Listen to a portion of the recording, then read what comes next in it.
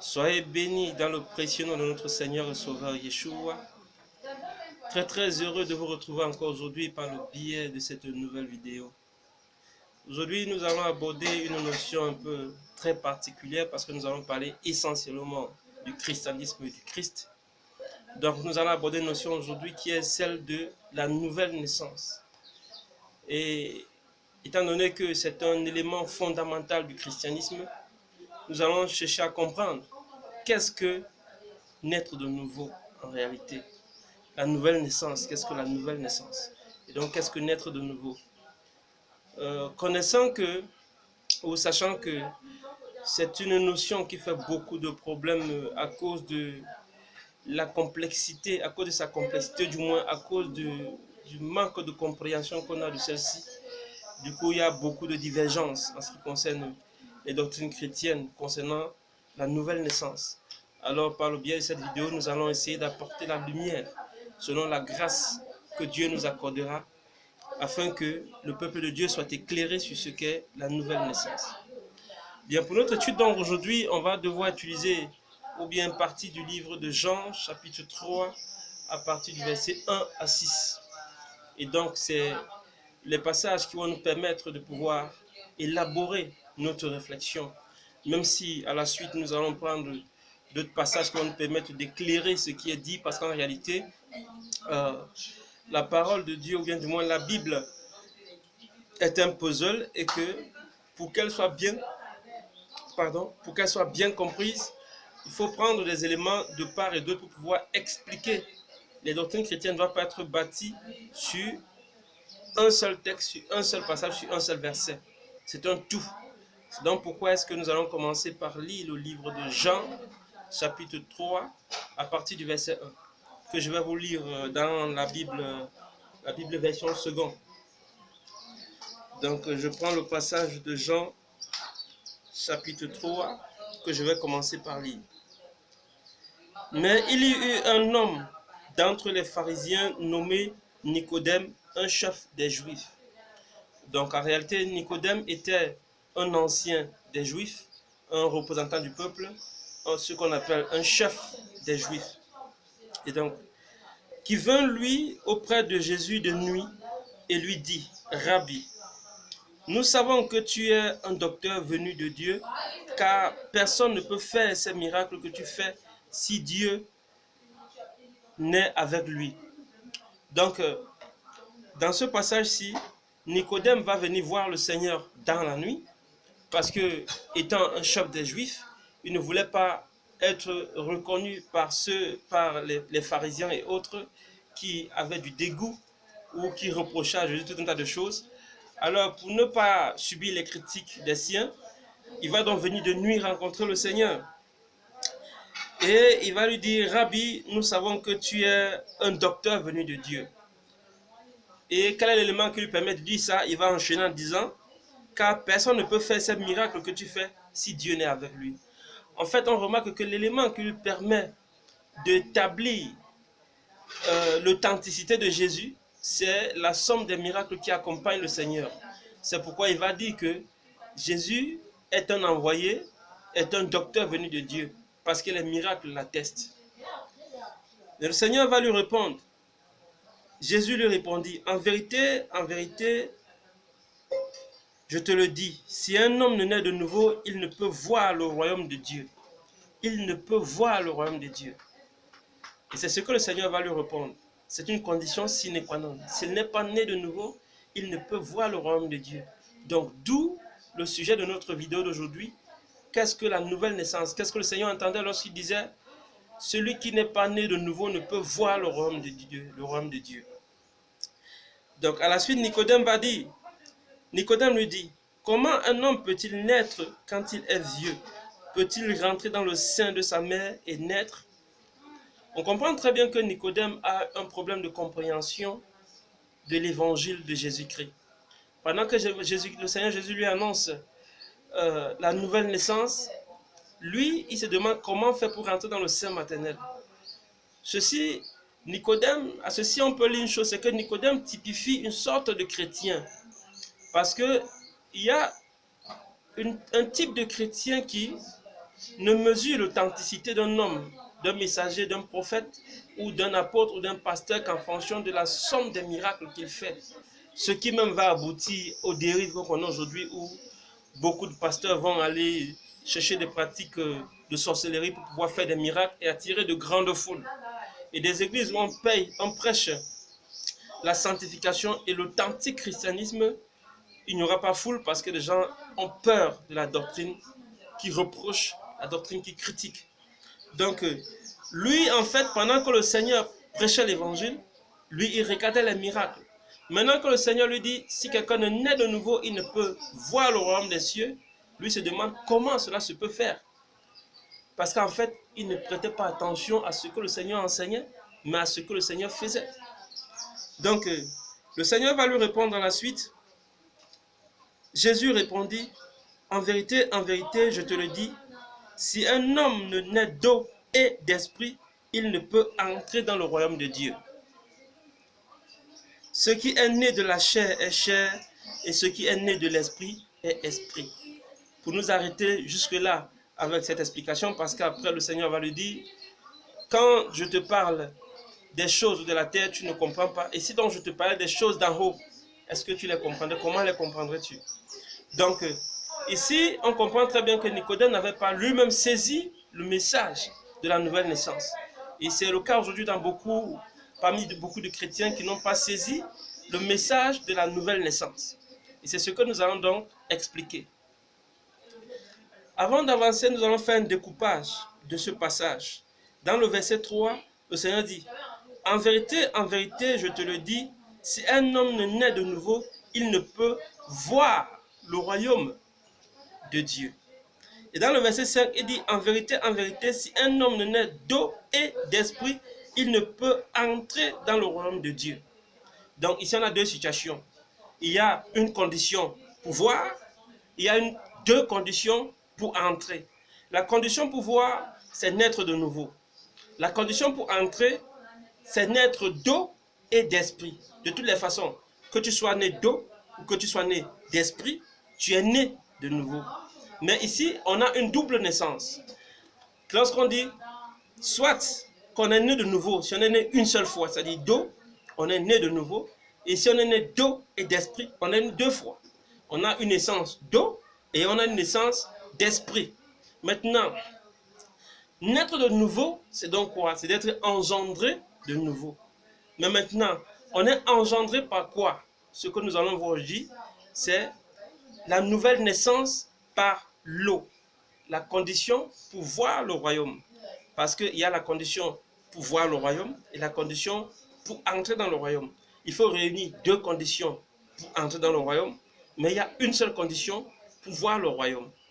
Et donc, le Seigneur va dire, si quelqu'un ne naît de nouveau, il ne peut voir le royaume des cieux. Ça veut dire que si quelqu'un ne naît d'eau, il ne peut voir le royaume des cieux.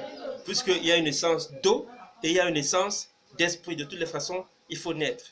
Mais quand on dit naître de nouveau une seule fois, ça veut dire qu'on s'arrête premièrement à la naissance d'eau. Mais maintenant, il ne faut pas confondre. Lorsqu'on dit la naissance d'eau, il ne s'agit pas du baptême. Le baptême, ce n'est pas la naissance d'eau. Le baptême est la démonstration de sa naissance. Selon que le livre d'Hébreux 11, au chapitre 1 dit, la foi est une ferme assurance des choses qu'on espère, une démonstration de celles qu'on ne voit pas. Ça veut dire que lorsqu'on est né de nouveau, c'est-à-dire qu'on est né d'eau, maintenant on va se baptiser pour démontrer que on a une foi en ce qu'on a. On a une foi, on va manifester sa foi en fait. Donc, comment cela se peut faire? Dans le livre de Pierre déjà, dans le livre de Pierre, chapitre 1 Pierre au chapitre 3 à partir du verset 2, il va nous dire que le baptême n'est pas une purification des souillures, mais c'est un engagement de bonne conscience envers Dieu. Toujours pour indiquer que le baptême, ce n'est pas la nouvelle naissance, mais une démonstration de sa foi. Qu'est-ce que dans la naissance d'eau? L'eau ici, là, c'est quoi? L'eau ici, c'est l'évangile. L'eau ici, c'est l'évangile du Christ, selon que Jean nous le dit dans 1 Jean chapitre 5 au verset 6, que je vais lire pour nous ici. 1 Jean chapitre 5 au verset 6. Juste un instant pour que je retrouve 1 Jean chapitre 5 au verset 6. Les pages de ma Bible se collent un peu. Ok. 1 Jean chapitre 5 au verset 6. Il est écrit, c'est lui, Jésus, qui est venu avec de l'eau et du sang. Non avec de l'eau seulement, mais avec de l'eau et avec le sang. Parlant de l'évangile et du sacrifice. L'évangile pour la purification, le sacrifice pour l'expiation. Donc, lorsque la Bible dit que ceux qui sont nés d'eau, on parle de ceux qui ont reçu l'évangile de Jésus-Christ. Selon qu'il est dit que tous ceux qui ont la foi en Jésus-Christ sont fils d'Abraham. Selon Galates chapitre 3, verset 7 à 8. Donc, le baptême n'est pas la naissance d'eau, mais simplement une démonstration de sa foi. Selon que le livre de 1 Pierre, chapitre 3, à partir du verset 2, nous dit que le baptême est un engagement de bonne conscience envers Dieu. Ce n'est pas une purification des souillures du corps. Donc, parce que on a reçu l'évangile qui est l'eau par laquelle on va naître, parce que à partir de l'évangile, quand on nous aura prêché l'évangile, la foi naîtra en nous, et puis par cette foi, nous sommes nés de nouveau, parce que nous avons manifesté la foi en Jésus. Et puis par là, donc, nous sommes fils d'Abraham, selon Galates chapitre 3, verset 7 à 8, que je vais lire pour expliquer un peu plus. Galates chapitre 3, verset 7 à 8, qui dit ceci. Reconnaissez donc que ce sont ceux qui ont la foi en son Fils. Reconnaissez donc que ce sont ceux qui ont la foi qui sont fils d'Abraham. Aussi, l'Écriture prévoyant que Dieu justifierait les païens par la foi, a d'avance annoncé cette bonne nouvelle à Abraham. Toutes les nations seront bénies en toi. Donc, ceux qui ont la foi, qui ont manifesté la foi, sont fils. Ils ont été engendrés par l'Évangile. L'Évangile leur a donné un nouveau statut. Et ils deviennent donc fils d'Abraham. Et cela leur donne un statut qui leur donne de mériter la bénédiction qui était promise à la postérité d'Abraham. Parce que la bénédiction a été promise à la postérité d'Abraham. Or, l'on ne peut pas bénéficier de la bénédiction de la postérité d'Abraham tant qu'on n'a pas manifesté la foi comme Abraham. Maintenant que l'évangile nous est annoncé, c'est-à-dire l'évangile qui est l'eau, selon qu'il est dit, il n'est pas venu seulement avec l'eau, mais il est venu avec l'eau et le sang, c'est-à-dire avec l'évangile et le sacrifice. Lorsque nous recevons l'évangile, nous croyons en l'évangile, nous naissons de nouveau et donc nous sommes fils d'Abraham par la foi. Et donc par cette foi, nous devenons candidats à la bénédiction promise à Abraham, donc héritiers de la promesse d'Abraham. Et c'est donc parce que nous avons hérité de cette promesse d'Abraham-là que nous recevons donc ce que la Bible a appelé le don de l'Esprit Saint. C'est pourquoi Jean 1,12 nous dit que, nous allons lire le passage, Jean chapitre 1 au verset 12.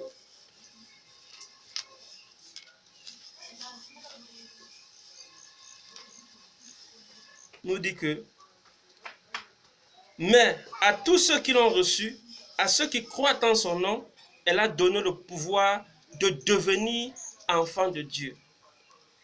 Mais à tous ceux qui l'ont reçu, qui? La parole, l'évangile. À tous ceux qui croient en son nom, au nom de qui? Du Seigneur Yeshua, qui croient en la capacité, au pouvoir d'expiation du nom de Yeshua, qui croient au sacrifice du nom de Yeshua, du Seigneur Jésus. Elle a donné le pouvoir de devenir enfants de Dieu, lesquels sont nés non du sang ni de la volonté de Dieu, ni de la volonté de la chair, ni de la volonté de l'homme, mais de Dieu. Ça veut dire quoi? Lorsque nous avons cru en l'évangile, lorsque nous avons reçu l'évangile, nous sommes, et que nous avons manifesté notre foi à l'égard de l'évangile, nous sommes nés d'eau, nous sommes nés de nouveau. Et donc, à ce moment-là, nous devenons un candidat potentiel au don de l'Esprit Saint, parce que nous sommes nés de nouveau et donc nous devenons fils d'Abraham, postérité d'Abraham, en Jésus-Christ, avec qui nous avons manifesté cette foi-là. Et donc, parce que nous sommes postérité d'Abraham, nous devons recevoir donc la bénédiction promise à la postérité d'Abraham. Et cette bénédiction maintenant qui nous donne la capacité, c'est cette bénédiction que Jean 1,12 a appelée la capacité à devenir.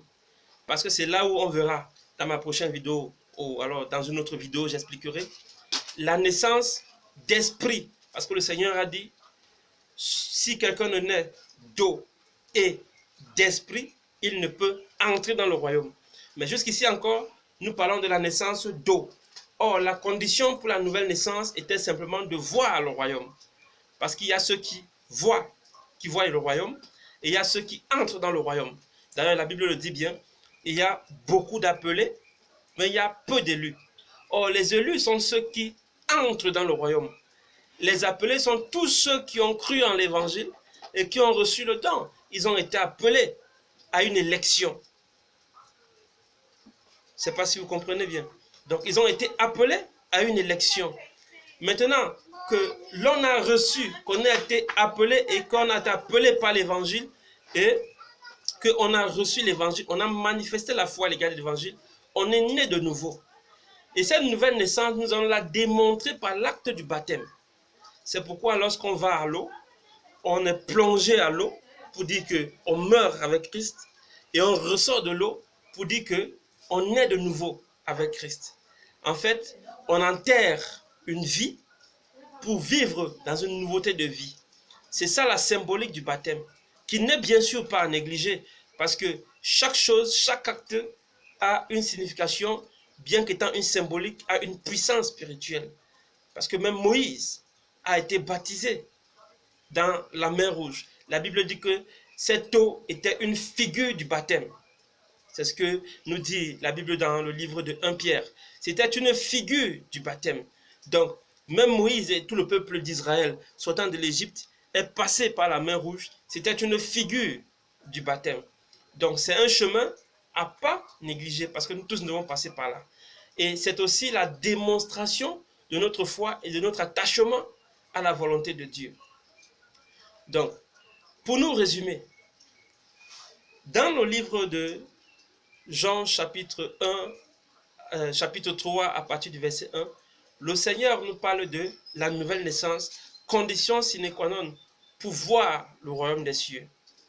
Et il nous dit que si quelqu'un ne naît d'eau et d'esprit, il ne peut entrer dans le royaume des cieux. Car d'ailleurs, dit-il, ce qui est chair, né de la chair est chair, et ce qui est né de l'esprit est esprit. Or, nous avons vu que la nouvelle naissance ou la naissance d'eau n'est pas le baptême. Le baptême n'est que la démonstration de cette nouvelle naissance que nous avons vécue par la parole de Dieu. Parce qu'en fait, l'évangile nous étant prêché, on se détourne des croyances et des choses que nous faisions avant pour épouser la foi en Jésus-Christ. Et lorsque nous acceptons dans cette foi, nous sommes nés de nouveau. Nous sommes nés d'eau. Et cette eau n'est rien d'autre que l'évangile qui nous a été annoncé. Et le fait d'être nés d'eau et avoir cru en Jésus-Christ, nous devenons donc fils d'Abraham parce que nous avons manifesté la foi en Dieu. Et parce que nous avons manifesté dans cette foi en Dieu, nous devenons la postérité d'Abraham. Et le fait d'être postérité d'Abraham nous donne le droit de prétendre à la promesse qui a été faite à Abraham, c'est-à-dire la bénédiction. Cette bénédiction donc qui vient d'en haut n'est rien d'autre que le don de l'Esprit Saint que Dieu a fait à tous les chrétiens. Selon que Deutéronome 28 nous dit, si tu accomplis toutes ces choses, j'ouvrirai les écluses des cieux et je ferai descendre la bénédiction en son temps. Donc, je commanderai à la bénédiction d'être avec toi. Donc, cette bénédiction-là, lorsque Christ a accompli l'œuvre à la croix, et qu'il a expié les péchés du monde entier, Dieu a envoyé la bénédiction. Il a commandé à la bénédiction d'être avec nous. Donc tous ceux qui sont nés de nouveau, qui sont nés d'eau et qui ont foi en Christ, reçoivent la capacité, c'est-à-dire la bénédiction qui a été promise à Abraham, le don de l'Esprit Saint. Et c'est cet esprit maintenant qui est pour eux une capacité qui va leur conduire à la naissance d'esprit, c'est-à-dire qui va les introduire dans le royaume. Je traiterai de ce sujet à une prochaine vidéo. D'ici là, portez-vous bien et j'espère que vous avez été suffisamment édifiés sur la question. Soyez bénis abondamment dans le nom de notre Seigneur et Sauveur Yeshua et que sa grâce vous accompagne en tout temps et vous comble de tout manque. Shalom.